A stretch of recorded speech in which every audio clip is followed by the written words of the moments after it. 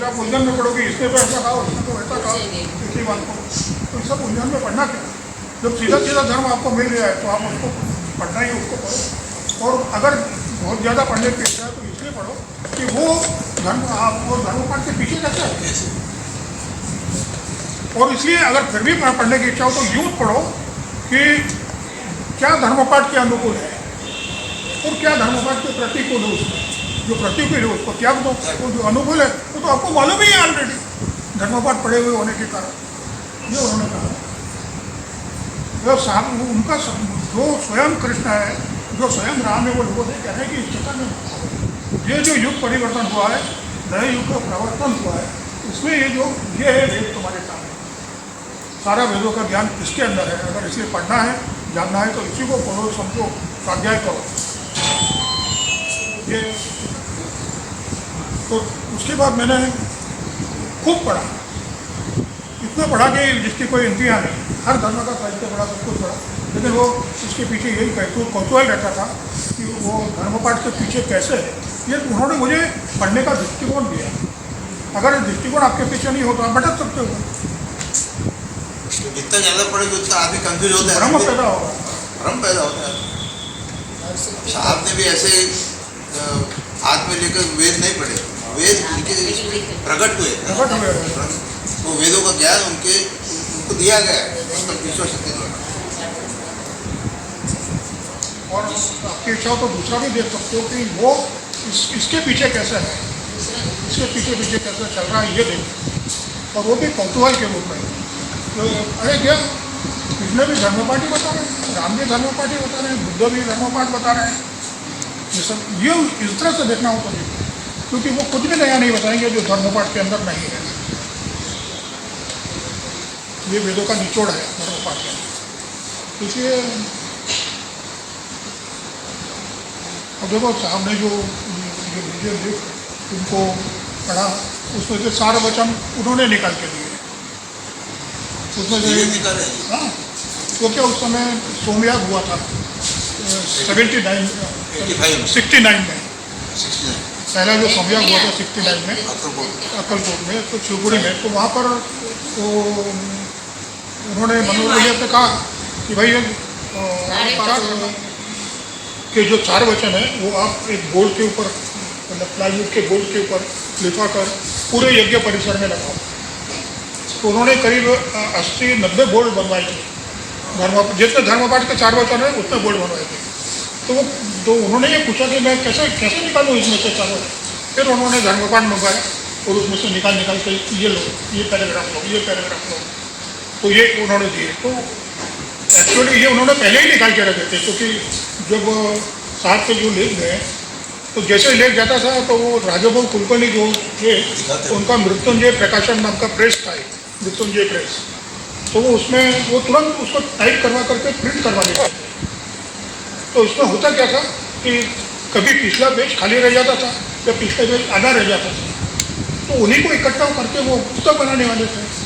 तो जब वो पुस्तक बनाने का मौका आया तो उन्होंने सीधी से कहा कि कई पेज खाली रह जाएंगे, क्योंकि कोई पेज एक दो लाइन एक पेज पे गई, वहाँ लेख खत्म हो गया, तो फिर जो बाकी का खाली पेज है उसका क्या करें। तो फिर सीधी ने खुद 4 वचन निकाल करके दिए कि ये 4 वचन सीधी के निकाले हुए हैं।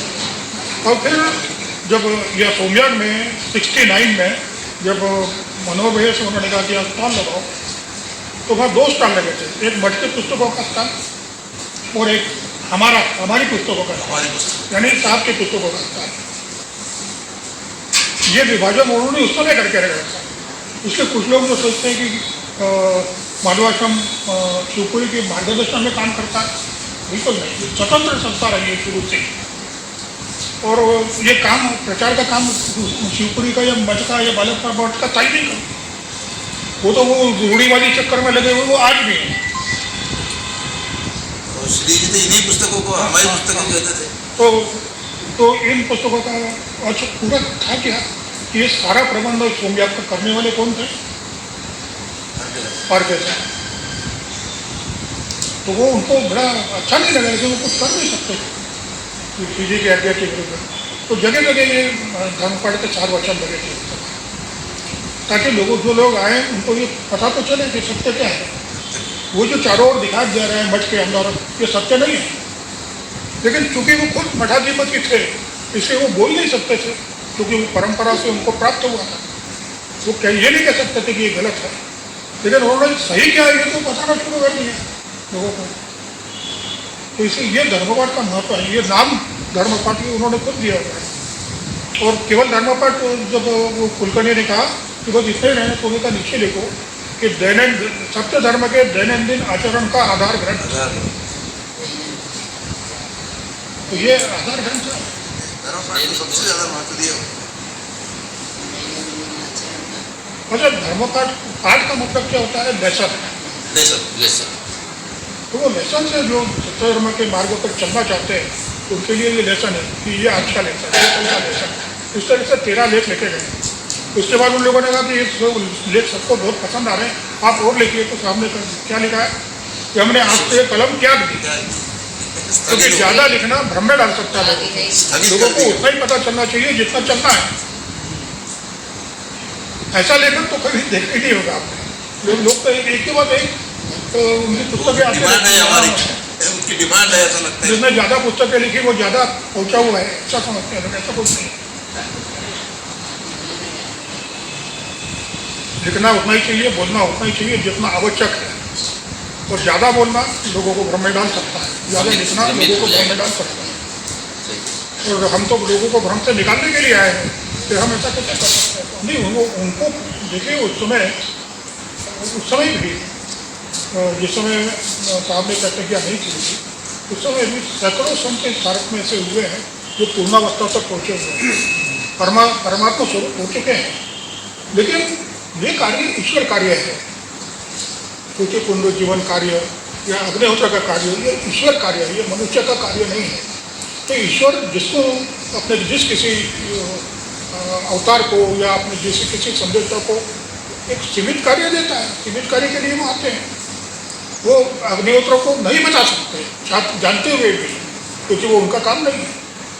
नहीं, तो उसके पहले ही शांत हो गए थे ना, तो 1850। इसका मतलब ये नहीं कि वो जानते नहीं है। वो तो जो आदमी ईश्वर स्वरूप हो चुका है उसको तो ये सब मालूम होगा पहले से ही, लेकिन उन्होंने उसका उपदेश कभी नहीं दिया, क्योंकि उस समय वक्त नहीं आया था श्रुति पुनरुज्जीवन का। तो ये कहता है ना कि अनुकूल ग्रह नहीं थे। तो अनुकूल ग्रह नहीं थे मतलब ईश्वर इच्छा नहीं थी, ग्रहों का कोई असर नहीं होता। लेकिन एक स्लैंग है कहने का, एक मुहावरा है कि अनुकूल ग्रह नहीं थे, इसका मतलब है अभी समय नहीं आया था। तो अनुकूल ग्रह नहीं थे, इसलिए वो खुद शिव जी को इंतजार करना पड़ा। 1944 में उन्होंने प्रतिज्ञा की और ये श्रुति पुनरुज्जीवन कार्य शुरू करने के लिए उनको साहब की प्रतीक्षा करनी पड़ी। इतनी लंबी प्रतीक्षा लंबी। तो उससे ये पता चलता है कि भगवान परशुराम, भगवान दत्तात्रेय ये सब ईश्वर के नौकर हैं। ये ईश्वर स्वरूप हो चुके हैं, लेकिन ये ईश्वर नहीं है। सबको निमित्त बनाया, निमित्त बहुत बड़ा है। और कोई भी इस दुनिया का एक पत्ता भी उस ईश्वर की इच्छा के बिना हिलता नहीं है। तो ये कैसे हिल सकते हैं, ये कैसे बता सकते हैं? स्वामी समर्थ अगर 200 साल पहले अक्कलकोट आए और उनके नाम से वो भालका मठ बना, तो वो तो जानते थे अग्निहोत्र, सब जानते थे। उस समय जितने भी महात्मा थे सब जानते थे अग्निहोत्र को, लेकिन वो बता नहीं सकते थे क्योंकि वक्त नहीं था वो बताने का, अनुकूल समय नहीं था और उनको आदेश नहीं था ईश्वर का। ये बताओ। श्री जी ने साहब को स्वामी समर्थ की फोटो दी थी, हाँ, ध्यान लगाने के लिए। हाँ, ऐसा साहित्य में लिखा है। हाँ। और उनसे चरित्र भी तो लिखा तो है। चीजें ने आपको दी थी वो स्वामी समर्थ महाराज की फोटो। तभी हम कह रहे हैं कि पूर्ण तो प्राप्त व्यक्ति ने तो जब गए थे तो 400 साल के ऊपर उनकी उम्र। चीजें अपना फोटो नहीं ले सकते थे ना। कल ही तो मैंने बताया आपको कि जिसके पूर्णता का अनुभव आपने किया है उसी का फोटो ले सकते हैं। तो कोई भी अपनी स्वयं की पूर्णता का अनुभव नहीं कर सकता है, वो शिष्य को ही आता है सदगुरु की पूर्णता का अनुभव। गुरु को दुनिया के सामने शिष्य नहीं लाया। रामकृष्ण परमहंस को विवेकानंद जी के कारण पूरे विश्व भर में पब्लिसिटी मिली। श्री जी को साहब ने लाया, नहीं तो श्री जी को महाअनुभव का अद्भुत दर्शन नहीं कर पाता। तब तो श्री जी का क्या ये है कार्य है, जीवन कार्य, ये समझ में नहीं आ रहा। वैसे ये परंपरा ही अपने यहाँ रही है कि शिष्य को गुरु को प्रकाश में लाना पड़ा है। विवेकानंद जी ने रामकृष्ण परमहंस को सामने लाया, तब कहीं जाके लोगों को समझ में आया कि रामकृष्ण परमहंस क्या चीज़ है। और श्री जी इतने साल से वहाँ मठ में थे और तब से इतने साल तक वो बाकी सब कार्य करते रहे वहाँ, परंतु कि श्री की असलियत जो है, श्री जी किस कार्य से इस दुनिया में आए हैं, ये जब साहब का चरित्र लिखा गया, आपने लिखा जयंत जी ने, और जब वो पब्लिश हो गया लोगों के सामने आया 69 में, तब जाके समझ में आया कि श्री जी का जीवन उद्देश्य क्या है और श्री जी किस कार्य में लगे हुए हैं इतने साल। और श्री जी को प्रकट करने का कार्य साहब को करना पड़ा। तो साहब एक में ऐसे शिष्य थे जो श्री जी के बारे में सही जानते थे कि उनका उद्देश्य क्या है। बाकी उनके पास तो इतना बड़ा सब ग्रुप था, कोई नहीं जानता था कि श्री जी क्या चीज़ है और श्री जी किस कार्य से इस दुनिया में आए, ये तो कोई नहीं जानता था। केवल साहब जानते थे उनकी मतलब सही भूमिका दुनिया में क्या है। ठीक है ना। और जो महानुभव का दर्शन लिखा गया है, तब तक आपको किसी को मालूम नहीं था। उनके जो मुंबई, महाराष्ट्र, गुजरात, सब जगह उनके जो शिक्षक परिवार था, किसी को मालूम नहीं था कि श्री जी क्या है। और जो उनके बिल्कुल खास लोग थे, जिनके पत्र आप दिव्य संदेश में देखते हैं, जिनके श्री जी ने पत्र लिखे हैं, वो उन लोगों को ये पता था कि श्री जी का और भगवान परशुराम का क्या संबंध है। किस तरह भगवान परशुराम ने आकर के उनको त्रिपुरी मंत्र की दीक्षा दी, कृष्ण शक्ति मंत्र की दीक्षा दी, ये सब उनको मालूम था। लेकिन श्री जी ने कहा था कि राज गुह्य है, हाँ, कहीं पर किसी को भी मतलब सपने में भी आपके मुँह से नहीं निकलना चाहिए। यही बात उन्होंने साहब से कही थी। साहब ने हम बच्चों को बता दिया वो सब, और मैंने धर्म वो लिखा तो मैंने कहा इसमें डाल दो सब। तो वो पहली बार उद्घाटित हुआ उनका, वो उस वजह से वो महानुभव का उद्घाटन ने हलचल मचा दी थी वहाँ पे। जो ये कि हमें तो पता ही नहीं था कि इतने साल से उनको देख रहे हैं कि उनका परशुराम जी से यहाँ संबंध है, परशुराम जी वहाँ मठ में आ चुके हैं, ये सब कुछ महानुभव का दूरदर्शन से लोगों को पता चला। और उस समय बड़ा द्वंद्व वहाँ मचा कि हरे राम का प्रचार कार्य श्री जी का है, यही आगे नहीं हो सका है। हाँ, तो इसीलिए परसों मैंने बताया था ना कि वो इलेक्ट्रिकल इंजीनियर जो थे आपके साथ, वो आए तो उन्होंने समझाना शुरू किया कि आप क्या अग्निहोत्र वगैरह चीज़ निकाल रहे हो। श्री जी का कार्य तो ये है कि हरे राम मंत्र का प्रचार हो। ये कली संतरणों मिशन है उसमें है ये।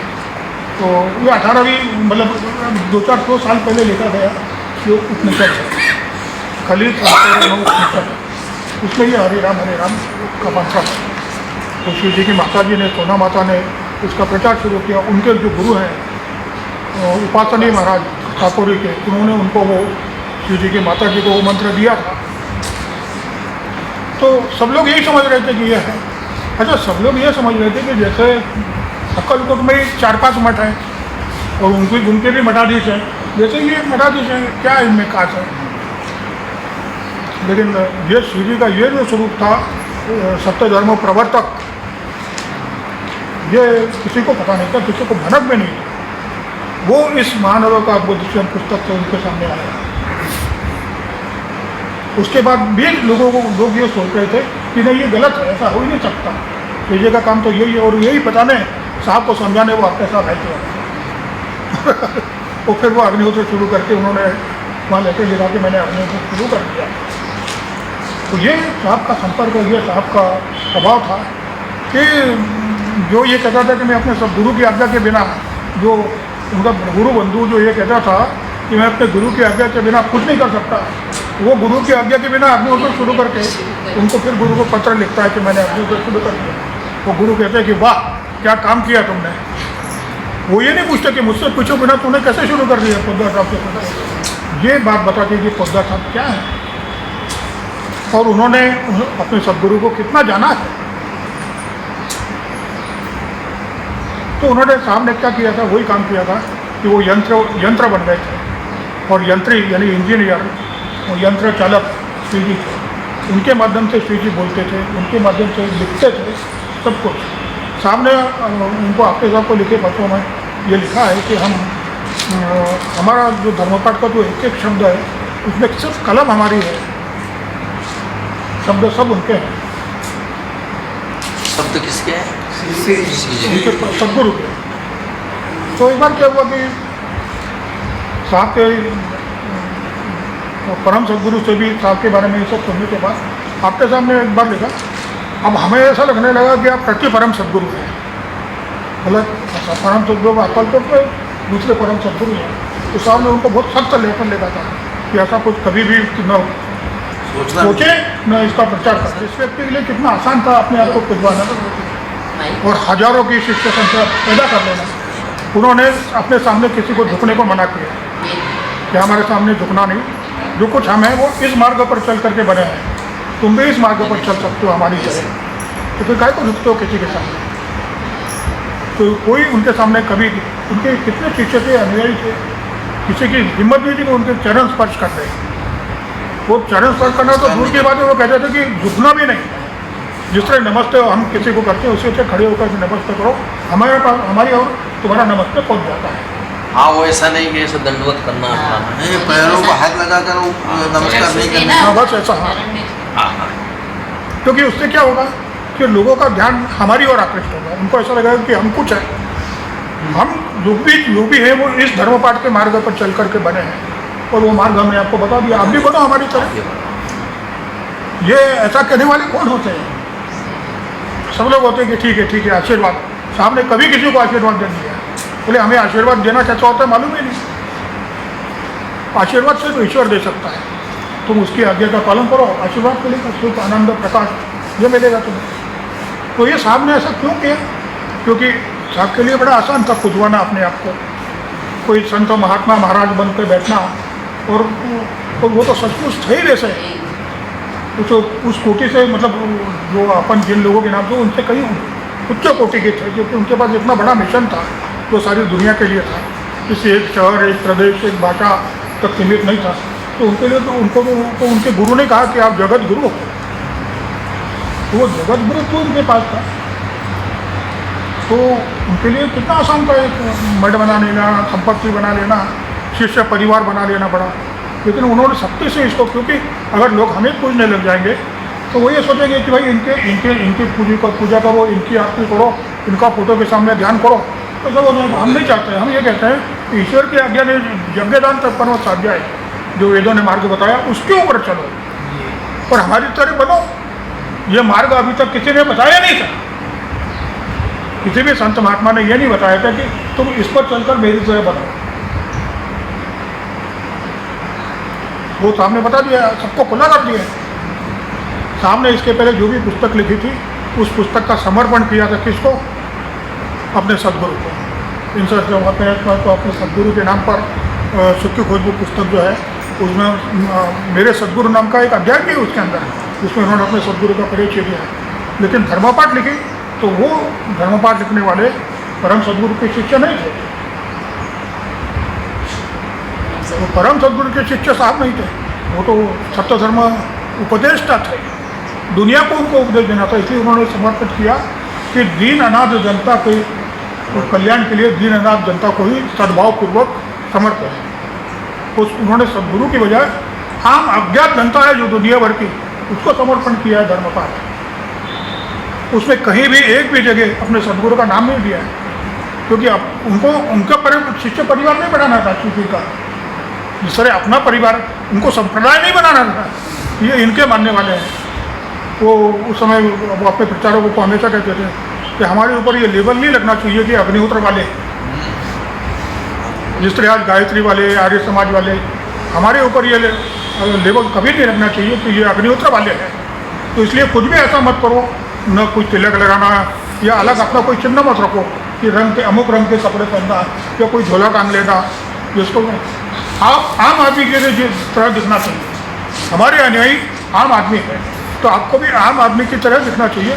कोई ऐसा चिन्ह या संकेत आपको देख करके लोगों को नहीं लगना चाहिए कि ये फलाने वाला है या अग्निहोत्र वाला है, क्योंकि हम कोई वाले नहीं बनना चाहते, तो बहुत उससे संकोचित हो जाता है आपका कार्य। जो हम दुनिया को देने आए हैं तो कहीं एक छोटा सा भारत में प्रचलित एक छोटा सा संप्रदाय बन के रह जाएगा। तो आज देखो, वो वाले न बनने के कारण आज पूरी दुनिया में लाखों लोग, अफ्रीका में काले निगरों सुबह शाम अग्निहोत्र कर रहे हैं, सप्तश्लोकी का पाठ कर रहे हैं, चाइना में, जापान में, यूरोप में, दक्षिण अमेरिका में कम से कम 200-250 देशों में कम से कम 100-150 भाषा जो ऐसे लोगों की जिनकी मातृभाषा है भारत के अलावा, ऐसे 200-250 मातृभाषा वाले लोग जिनको ज़िंदगी में कभी हिंदी या संस्कृत जिन्होंने भारत का भी नाम नहीं सुना, वो अग्निहोत्र मंत्रों का उच्चारण करते हुए आहुति दे रहे हैं। ये सिर्फ साहब की वजह से है। अगर साहब अपने को बुझवाना शुरू करते तो साहब का संप्रदाय सारी दुनिया में फैल जाता, क्योंकि अग्निहोत्र तो ही इतना महत्वपूर्ण इतना ताकतवर, लेकिन साहब को वो नहीं चाहिए था। ये त्याग होता है। बाकी सब त्याग आसान है, धन का त्याग, पद का त्याग, प्रतिष्ठा का त्याग, सब कुछ, लेकिन कर्तृत्व का त्याग ये मैंने किया, इसको भी उन्होंने त्याग दिया। आज लाखों लोग ऐसे हैं जो अग्निहोत्र कर रहे हैं, उसका फायदा उठा रहे हैं, लेकिन उनको ये मालूम नहीं कि अग्निहोत्र किसने बनाया है। उनको मालूम है। हाँ, ये दान है उनका।